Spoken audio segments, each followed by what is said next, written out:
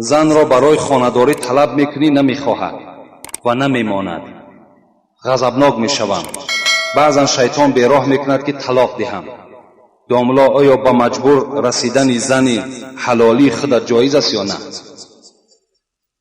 این مسئله را چندین برادرای ما سوال کردند که وقتی که مثال ما میخواهیم با زنهای خود خانه‌داری کنیم، زنها ما را نمیگذارند که با آنها خانه‌داری کنیم.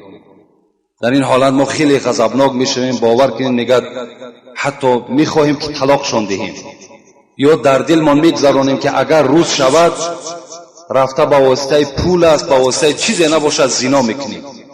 گفته در دلمان حتی همین وسوسه های شیطان پیدا میشود. من چند حدیث برای شما میخوانم. فکر میکنم که شاید که این اگر ثبت ما مثال به همون خواهر است، با همون اپه است، با همون مادر برسد، شاید که از حدیث های پیغمبر خدا به یک مقصد و به یک تفکر بیاید. پیغمبر خدا میگوید لا یقعن احدکم علی امرأتی کما تقع البهیمه وليكن رسول قیل و من رسول قال القبلة والکلام. پیغمبر خدا گفتند چگونه ای که حیوانها بالای حیوانها در حال سوار میشوند، شما با زنهای خود این چنین رفتار نکنید، بلکه پیش از آنی که شما خانه‌داری میکنید باید که یک رسول بفرستید. صحابه گفتند قیل و من رسول یا رسول الله. رسول چیست؟ گفتن پیغمبر گفتند القبلة والکلام.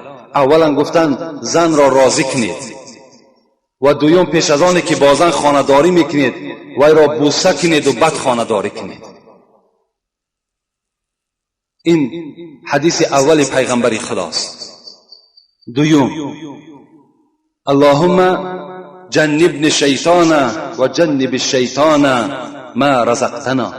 بین پیغمبر خدا گفتند وقتی شما خانه‌داری میکنید سراسیمه نشوید، بلکه دعا کنید که پروردگارا از بین من و زنم شیطان را دور بساز و خدایا فرزندی که به ما روزی میگردانی وی را هم از وسواس شیطان نگه بدار.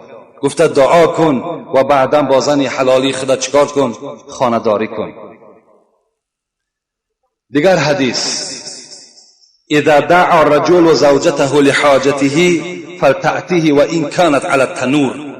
این حدیث خیلی تأکید سخت برای زن هاست. پیغمبر خدا گفتند وقتی که اگر زنها در تنور باشند، یعنی در حالت نامپزی باشند، مردها آنها را دعوت کنند که من اراده با تو یک جای شدن دارم، باید زنها تنور را یک جا بگذارند و سخن مرد قبول بسازند.